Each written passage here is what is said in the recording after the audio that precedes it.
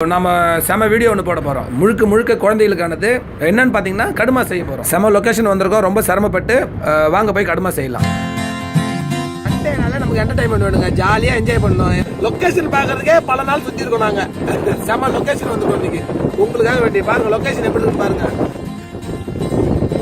கடுமா இதுதான் கடுமா. நம்ம இங்கே தான் சென்னையில் இங்கே மற்ற நம்ம தமிழ்நாட்டில் தான் கிடைக்குது. இருந்தாலும் இதை எக்ஸ்போர்ட் பண்ணிடுறாங்க. இது கொஞ்சம் காஸ்ட்லி. நாங்களே ரொம்ப சிரமப்பட்டு ஒரு வாரத்துக்கு அப்புறம் அட்வான்ஸ் புக்கிங்ல தான் இதை வாங்கணும். அந்த கடுமாவை நீங்க போய் மார்க்கெட்டில் போய் பார்ப்பீங்க. சின்னதா குட்டியா வச்சு ஒரு வாரம் 5 நாள் 4 நாள் ஐஸ்ல வச்சு கொடுப்பாங்க. அந்த கடுமா கிடையாது இது. ரீசன் பாத்தீங்கன்னா அதுக்கான விலையை கொடுத்து நம்ம வாங்குறது இல்ல. ஒரு கேஜி வந்து 400 rupees இல்ல 500 rupees சொல்லுவாங்க. அவ்வளவு ஒர்த்து உள்ளது இது. குழந்தைங்களுக்கான அவ்வளவு சமாச்சாரமும் இதுல தான், இந்த கடுமாவில் தான் இருக்கு. பாருங்க எவ்வளவு நீட் இருக்கு பாருங்க. குழந்தைங்களுக்கு ரொம்ப குட்டி குழந்தைங்களுக்கு ரொம்ப நல்ல விஷயங்கள் இருக்கு. இந்த கடுமாவை பத்தி நிறைய பேருக்கு தெரியாது. இதுல என்ன நல்ல விஷயங்கள் இருக்குன்னு புரியாது. நாங்க இந்த கடுமாவை பத்தி என்ன விஷயம் சொல்ல போறோம். சொன்னதுக்கு அப்புறம் நீங்க எல்லாமே கடுமா தேடி வாங்கி சாப்பிட போறீங்க.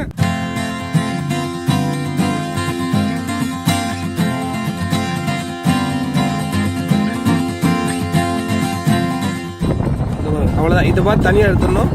இது உள்ளதான் அந்த குடல்லாம் இருக்கும். இந்த குடல்லாம் எடுத்து தூரம் போட்டு சின்ன கத்தி எடுத்து இது பாருங்க. இந்த மை வரும் கருப்பா. அதில் மை தான் மெயினாக இருக்கும். அந்த எல்லாமே மீன் தரமாகவே சொல்லுவாங்க இந்த மையெல்லாம் எடுக்கணும்னு. இது ஒரு கீரல் போட்டிங்கன்னா கீரல் போட்டு இப்படி பண்ணணும். இதை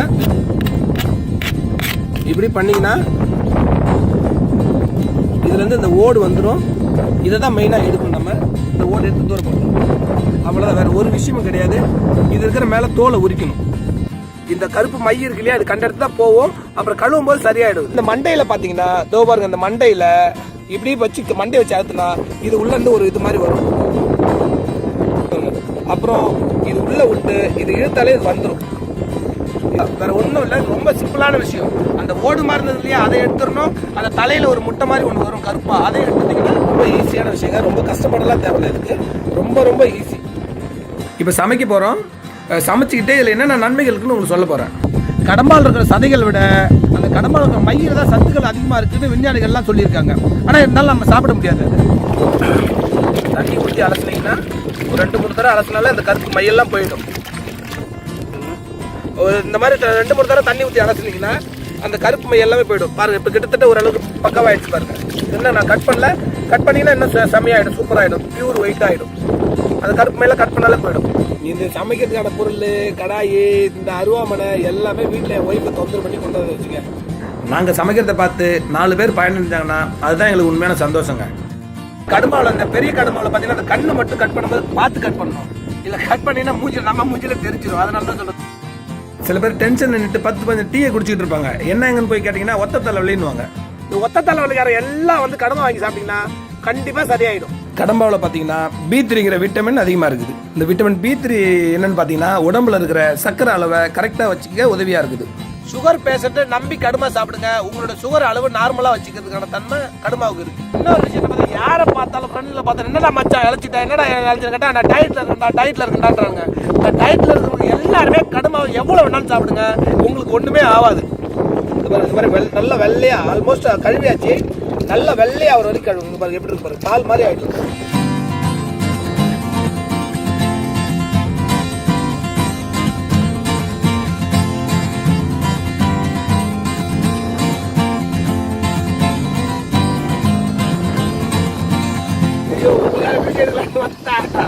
செம காத்துங்க, ஒண்ணுமே பண்ண முடியல.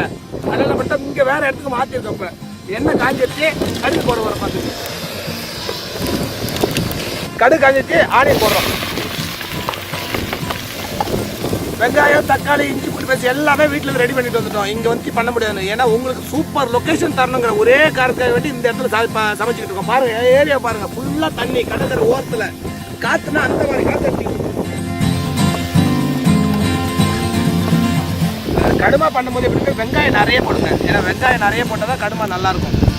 வெங்காயம் நிறைய போடுங்க. வெங்காயம் எவ்வளோ போடுறீங்களோ அதில் பாதி அளவு தக்காளி போடுங்க. ஒல்லியாகணும்னு நினைக்கிறவங்க, டயட்டில் இருக்கிறவங்க உங்கள் மெனுவில் கண்டிப்பாக கடமாவை ஆட் பண்ணிக்கோங்க. கடமா சாப்பிடுங்க. கடமாவில் ஒரு பிரச்சனையும் கிடையாது. நல்ல உணவு, கடமா விரும்பி சாப்பிடுங்க. வெங்காயம் வந்து நல்லா பொன்னிறமாக ஆயிடுச்சு. இப்போ வந்து தக்காளி போட போகிறோம்.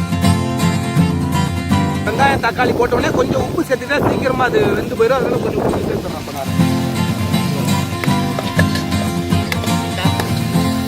இந்த சட்டி ஆடிட்டே இருக்கு. ரொம்ப மோசமான இடத்துல வச்சு சமைச்சிட்டு இருக்கோம். சட்டி எப்போ கவுந்துட்டாலும் நான் பொறுப்பு இல்லை, பார்த்துக்கோங்க. அடுத்தது பச்சை மிளகாவும் கருவேப்பிலையும் சேர்க்குறோம்.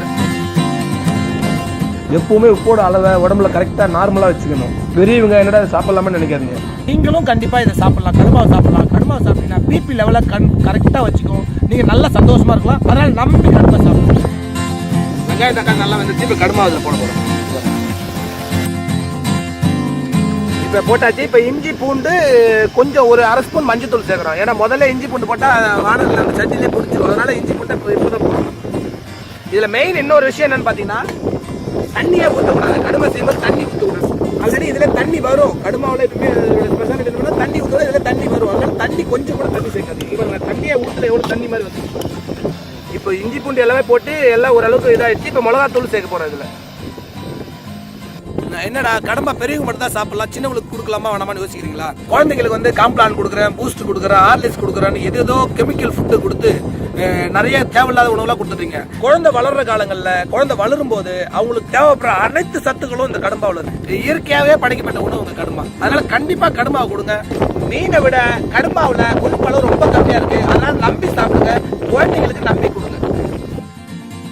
நான்வெஜ் பிரியர்லாம் வந்து நான்வெஜ் சாப்பிட்டாங்க கொழுப்பு வந்துடும், அது வந்துடும், இது வந்துடலாம் பயப்படவே தேவையில்ல. கடம்பா சாப்பிட்டீங்கன்னா ரொம்ப கொழுப்பு நிறைய இருக்கிறவங்க சாப்பிட்டா கூட அந்த சீரான தன்மையில் வச்சுக்கிற குணாதிசயம் நம்ம கடம்பாவில் இருக்கு. நம்ம உடம்புல எது முக்கியமான பகுதி எதுன்னு பார்த்தீங்கன்னா நம்ம இதயங்க. அந்த இதயத்தோட துடிப்பை சீரா வச்சுக்கிறது கடம்பா உதவியா இருக்கு. கடம்பாவில் வந்து ரொம்ப மிக மிக மிக மிக முக்கியமான விஷயம் என்னன்னு பார்த்தீங்கன்னா கடம்பா சாப்பிட்றவங்களுக்கு வெள்ளை அணுக்கள், ரத்தத்தில் இருக்கிற வெள்ளை அணுக்கள் வந்து அதிகமாகும் போது இந்த பிரெயின் டியூமர், கேன்சர் இதெல்லாம் கண்டிப்பா வராதுங்க. நம்பி சாப்பிடுங்க. நான் சொல்றது பொய்னா நாங்க எங்களுடைய லிங்க் கீழே இருக்கு, அதில் போய் பாருங்க. இன்னும் நிறைய விஷயங்கள் உங்களுக்கு தெரியும். எங்களால் முடிஞ்ச அளவுக்கு தான் நாங்கள் சொல்றோம். இன்னொரு முக்கியமான விஷயம் என்னன்னு பார்த்தீங்கன்னா கடம்பா சாப்பிட்டீங்கன்னா பக்கவாதம் வராததுக்கு உதவி பண்ணுங்க. அதனால கடம்பாவை விரும்பி சாப்பிடுங்க. நாங்கள் சொன்ன மாதிரி சமைச்சு சாப்பிடுங்க.